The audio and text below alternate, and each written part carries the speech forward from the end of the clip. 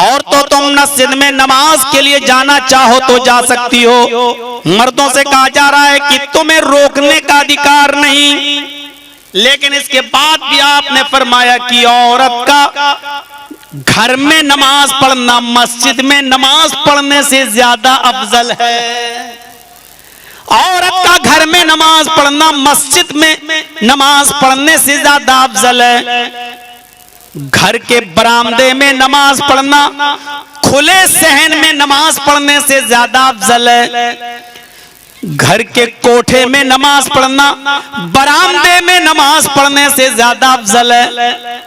और घर के मखसूस कमरे में जहां वो अपने शौहर के साथ अकेले और तन्हाई में रहती है, जहां किसी का आना जाना नहीं, उस अंधेरे कमरे में, उस तन्हाई वाले कमरे में नमाज पढ़ना घर के बकिया हिस्सों में नमाज पढ़ने से ज्यादा अफजल है। यानी वो जितना मर्दों की निगाहों से दूर रहेगी उतना ज्यादा वो महफूज रहेगी, उतना ज्यादा उसको सवाब मिलेगा।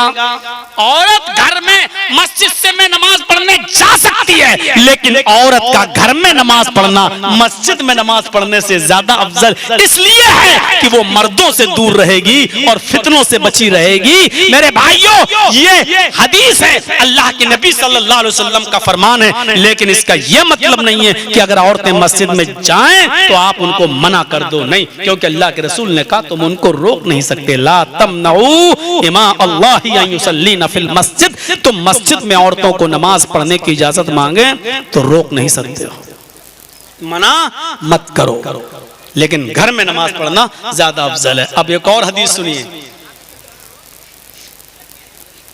अगले सफ में नमाज पढ़ना। अगर औरत मस्जिद में आ भी गई नमाज पढ़ेगी तो पहले मर्दों की सफें होंगी, और जहां मर्द की सफ खत्म हो जाएगी फिर पर्दा पड़ा होगा, फिर पर्दे में औरतें होंगी, पर्दे की आड़ में। जैसे आपने ये पर्दा लगा रखा है, इस तरफ औरतें हैं, इस तरफ मर्द हैं, ठीक है, ऐसे ही औरतें मर्दों के पीछे नमाज तो पढ़ेंगी लेकिन पर्दा पड़ा होगा, पर्दा, मर्द औरतों को ना देखें, औरतें मर्दों को ना देखें, पर्दा होगा।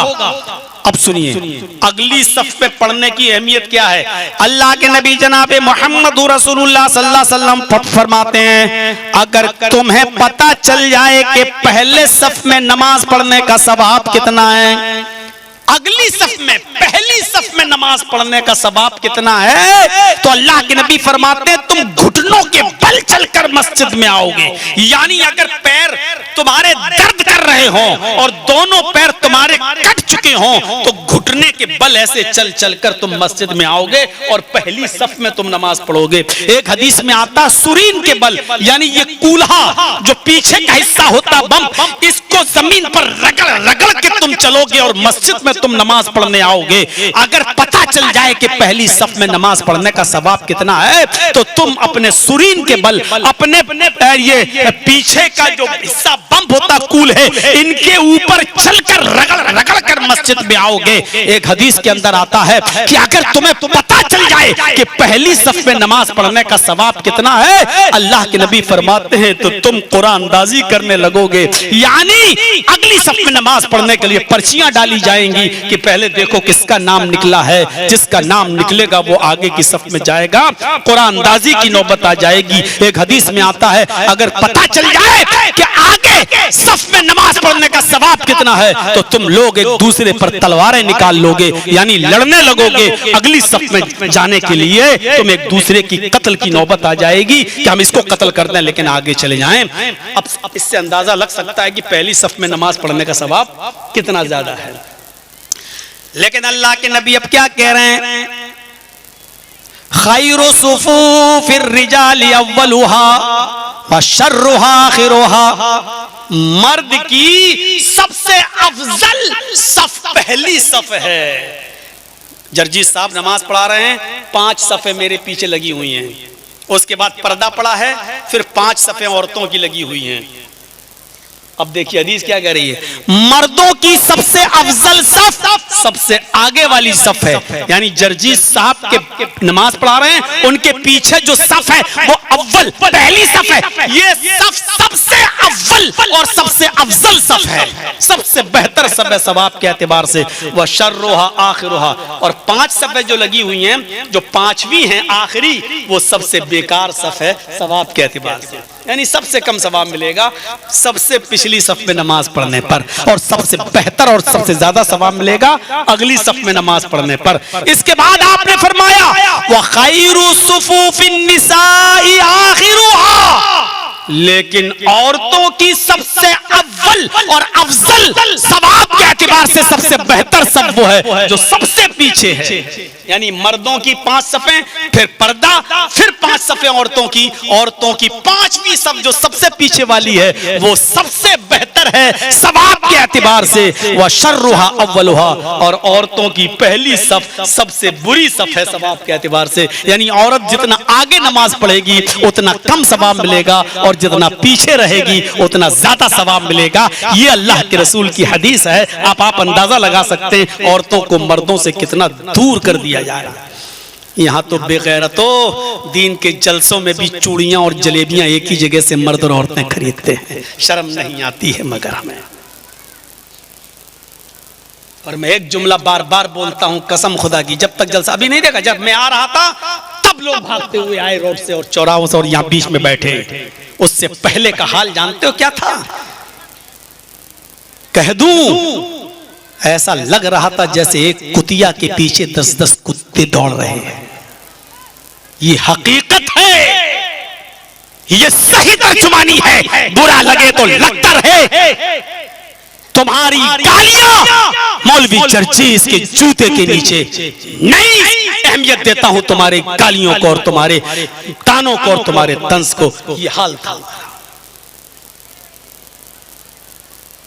मर्द भूल जाए, बजाय रुकू के सजदे में चला जाए, बजाय सजदे के रुकू में, या 2 सजदों के बजाय 3 सजदे कर ले, तो मर्द को अगर मालूम हो कि इमाम भूल गया तो जानते हो क्या कहेंगे लोग?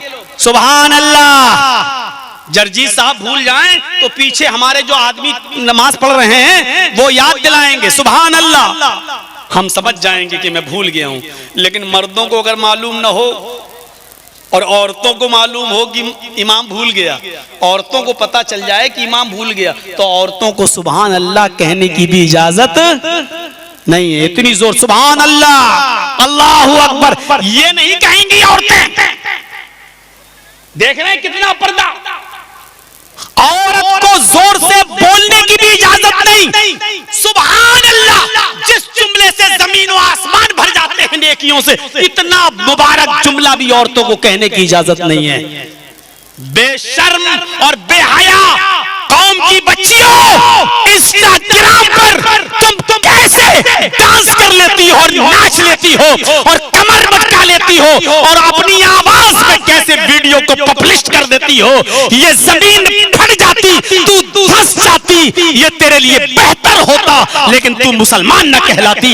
ये कितना जुल्म है इस्लाम के ऊपर कि तू ज़ैनब, मरियम, रुकैया नाम रखकर बेगैरत इंस्टाग्राम पे डांस कर रही है और तेरा भाई हंस रहा है, तेरा बाप कह रहा है कि मेरी बेटी ने कमाल कर दिया। इससे बड़ी बेगैरती और क्या हो सकती है?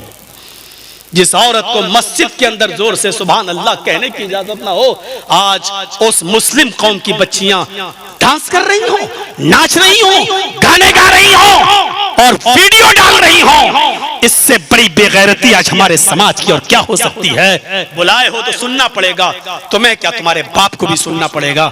यही सब सुनने के लिए तो आप हमें बुलाते हो कि जो कुरान और हदीस की सही बात हो वो आप रखिए। रख दिया, जिसको बुरा लगे लगता रहे।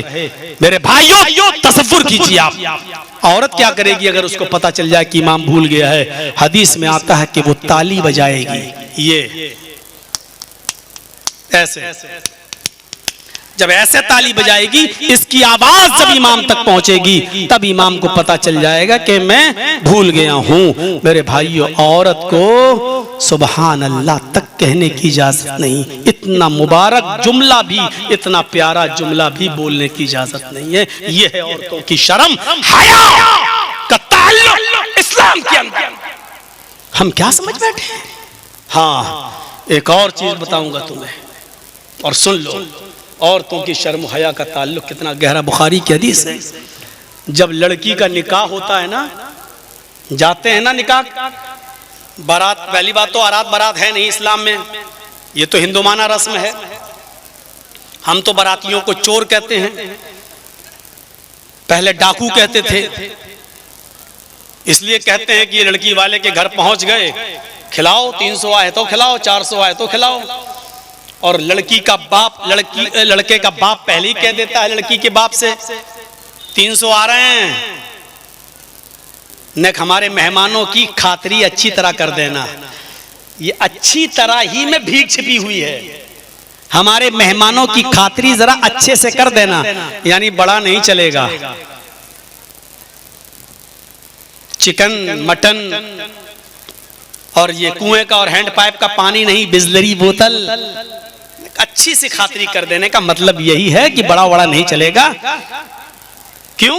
इंटरनेशनल लुटेरे आ रहे हैं तुम्हारे घर, अपने घर में हरे धनिये की चटनी भी नसीब नहीं है, लड़की वाले के यहाँ बेगैरत डकैती डालने पहुंच गए हैं, चिकन और मटन खाने पहुंच गए हैं। और मौलाना साहब और सऊदी अरब का रुमाल डाल के, हाथ दाढ़ी में फेर के, मुंह में पान चबाते हुए, हाँ भाई कितने रुपए मेहर रखा हुआ है, हाँ, मेहर कितना है। हाजी साहब भी उसी बारात में जा रहे हैं। साहब कहाँ? लड़की की बारात में जा रहे हैं साहब, मुंह में पान चल रहा है। बेगैरत मर जाता लेकिन हाजी ना कहलाता, बेगैरत मर जाता लेकिन मौलवी ना कहलाता। इस तरीके से लड़की वालों के घर पे डकैती डाली गई है तुम्हारी तरफ से। शर्म मगर हमें नहीं आती। हम जैसे लोग जिम्मेदार हैं, तय कर लें कि जहां बारात जाएगी और आएगी वहां हम निकाह नहीं पढ़ाएंगे। हिम्मत है कि कोई बारात ले जाए? बराबर के जिम्मेदार हैं हम जैसे मौलवी। हम जैसे मौलवियों की वजह से ये निकाहों में न बारात रुक रही है, न जहेज रुक रहा है, न इसकी डिमांड रुक रही है। तय कर लें, मौलाना जर्जी जैसे लोग, जो लड़की वाला अपने दामाद को बाइक देगा, 4 व्हीलर देगा, हम वहां निकाह पढ़ाने नहीं जाएंगे। ये तय कर लें, फिर देखें हम किससे निकाह पढ़वाओगे, कहां जाओगे निकाह पढ़वाने के लिए। लेकिन इसके लिए मस्जिद की कमेटी बन सकती है, मदरसे की कमेटी बन सकती है। इन गरीब लड़कियों की शादी के लिए मौलवियों की एक कमेटी नहीं बन सकती है, क्योंकि मौलाना जर्जीस को अपने बेटे की शादी में कल खुद बाइक लेना है, कल खुद मोटरसाइकिल लेना है, हमें खुद ये सारी चीजें चाहिए। इसलिए मैं क्यों ये तरीका अपनाऊंगा। लड़की के यहां गए लोग, एक वकील गया, 2 गवाह गए। लड़की से पूछा जाता है, साहब फला फला लड़के के साथ तेरा निकाह किया जा रहा है, इतने इतने रुपए मेहर के, बस क्या तुझे निकाह कबूल है? लड़की से पूछा जाता है। अल्लाह के बंदे, वकील सिर्फ बाप बन सकता है। मोहल्ले के हाजी को बनाते हो ना, एक बुजुर्ग को देखा, साहब आप चले जाइए बेटी के पास। लड़की का वली बाप होता है, बाप नहीं है तो चचा होगा, चचा भी नहीं है तो भाई होगा। जिसको चाहा मोहल्ले में उसको वली बना दिया। नहीं, लड़की की मर्जी तो होगी, लेकिन लड़की के वली की इजाजत भी होगी कि हाँ मेरी बेटी ने इजाजत दे दी है और वो निकाह में उसको कोई एतराज नहीं है, मेरी इजाजत है कि अब आप लड़के का निकाह पढ़ाइए। जब बाप इजाजत देगा तब मौलवी निकाह पढ़ाएगा।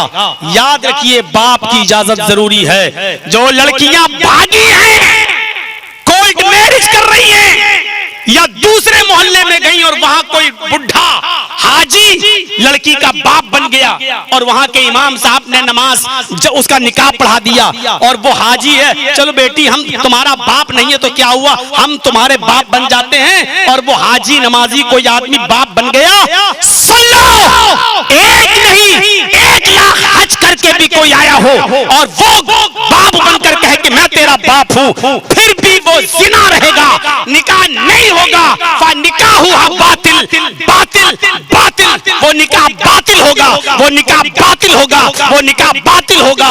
वो लड़का जब तक उस लड़की से मिलेगा, निकाह के बावजूद वो ज़िनाकारी होगा, और जितने बच्चे पैदा होंगे वो सब हरामी और नाजायज औलादें होंगी। उनको उनके माँ बाप की विरासत से न जमीन मिलेगी, न जायदाद, न घर मिलेगा, न मकान, कोई हिस्सा नहीं होगा उनका, इसलिए कि ये निकाह ही जायज नहीं है, तो विरासत का बंटवारा भी जायज नहीं है। अरे भाइयों, किसी का बाप बन जाने से वो बाप नहीं हो जाएगा, किसी का भाई बन जाने से वो भाई नहीं होगा।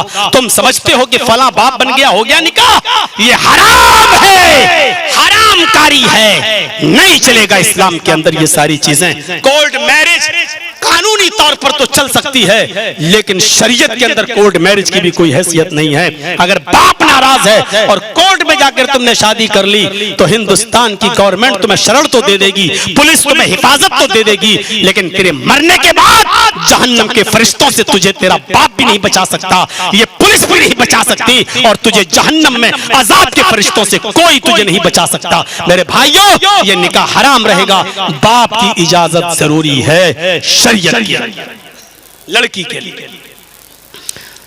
अब लड़की से जब पूछा जाएगा कि फलां के साथ तुम्हारा निकाह किया जा रहा है, तुम्हें कबूल है, तो बहुत से लड़के वकील गवाह, बोलो बेटा बोलो, जल्दी बोलो, हमें गवाही देना है, वहां मौलाना साहब पूछेंगे कि लड़की ने इजाजत दे दी कि नहीं दे दी, उससे जबरदस्ती बुलवाते हैं। अब वो कहती हाँ मुझे कबूल है, नहीं तो लड़कियां जो बैठी होती हैं उसकी सहेलियां, वो उससे कोहनी मारती हैं, बोल दे हाँ मैं कबूल है। सहेलियां, शरीयत ने लड़की को जबरदस्ती बुलवाने से रोका है, ये उसकी शर्म है, इसलिए कितनी हया है इस्लाम में। एक बार पूछो बस, तुम्हारा निकाह फला के साथ किया जा रहा है, इतने इतने रुपए मेहर के, बस बेटा क्या तुम्हें वो कबूल है? अगर वो खामोश रह जाए, आप दस्तखत कराइए उस बच्ची के और लेके आ जाइए, क्योंकि अल्लाह के रसूल ने फरमाया उस लड़की की खामोशी ही उसकी इजाजत है, मत कहलवाओ। क्यों? क्योंकि ऐसे मौके पर लड़कियां शर्म की वजह से जल्दी नहीं कह पाती कि हाँ मुझे कबूल है, तो अल्लाह के रसूल ने कहा खामोशी ही इजाजत है। अगर वो खामोश रह जाए तो समझ लो कि उसने इजाजत दे दी, और खामोशी को इजाजत मानकर चले आओ। बेगैरतो, लड़की को अल्लाह के रसूल उस जगह भी मजबूर नहीं कर रहे हैं कि तू बोल, जहां उसकी पूरी जिंदगी लड़के के लिए निभने वाली है, वहां उसको मजबूर नहीं कर रहे हैं कि वहां बोल और जबरदस्ती तू बोल। तुम कैसे मजबूर करते हो, और कैसे लड़कियों को बोलने पर और मर्दों के सामने स्टेज पर आने पर मजबूर कर रहे हो? मेरे भाइयों, ये तमाम चीजें गलत हैं। ये तीसरी चीज भी मैंने आपके सामने रख दी है।